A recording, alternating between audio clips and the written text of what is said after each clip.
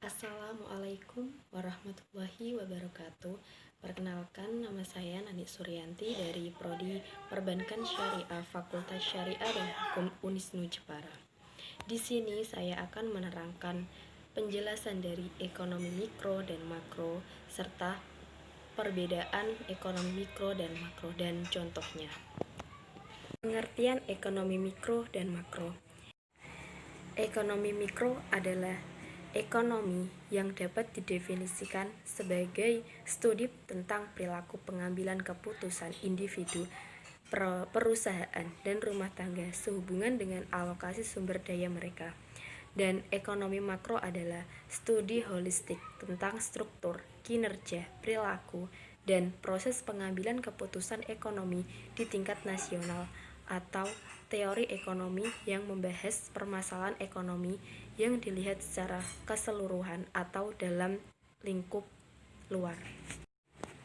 Perbedaan dari ekonomi mikro dan makro dilihat dari segi harganya. Ekonomi mikro, harga dalam ekonomi mikro adalah nilai dari suatu komoditas atau barang-barang tertentu. Sedangkan dalam ekonomi makro adalah harga dalam ekonomi makro adalah nilai dari suatu komoditas secara keseluruhan. Dilihat dari manfaatnya, ekonomi mikro bermanfaat untuk menentukan harga suatu produk bersama dengan harga faktor produksi atau tanah, tenaga kerja, modal, dan perusahaan. Sedangkan di ekonomi makro, manfaatnya adalah menjaga stabilitas di tingkat harga umum dan penyelesaian masalah utama ekonomi seperti inflasi, deflasi, pengangguran. Dilihat dari aplikasi bisnis, ekonomi mikro diterapkan pada masalah operasional atau internal. Dan sedangkan ekonomi makro dilihat dari lingkup dan masalah eksternalnya. Dilihat dari segi tujuan analisisnya, ekonomi mikro lebih fokus terhadap tujuan analisis tentang cara mengalokasikan sumber daya yang dimiliki.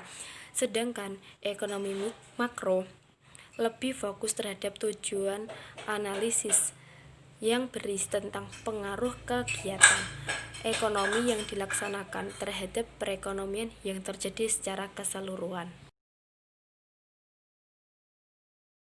Kemudian contoh dari ekonomi mikro, contohnya yaitu perilaku produsen, perilaku konsumen, permintaan, penawaran, biaya, dan investasi individu.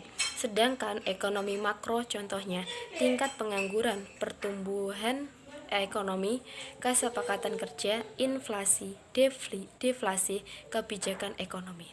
Nah, itulah perbedaan ekonomi mikro dan makro, baik dari pengertian, perbedaan, serta contohnya. Sekian dulu dari saya. Apabila ada kata-kata yang kurang berkenan di hati, saya mohon maaf. Wabillahi taufik wal hidayah. Wassalamualaikum warahmatullahi wabarakatuh.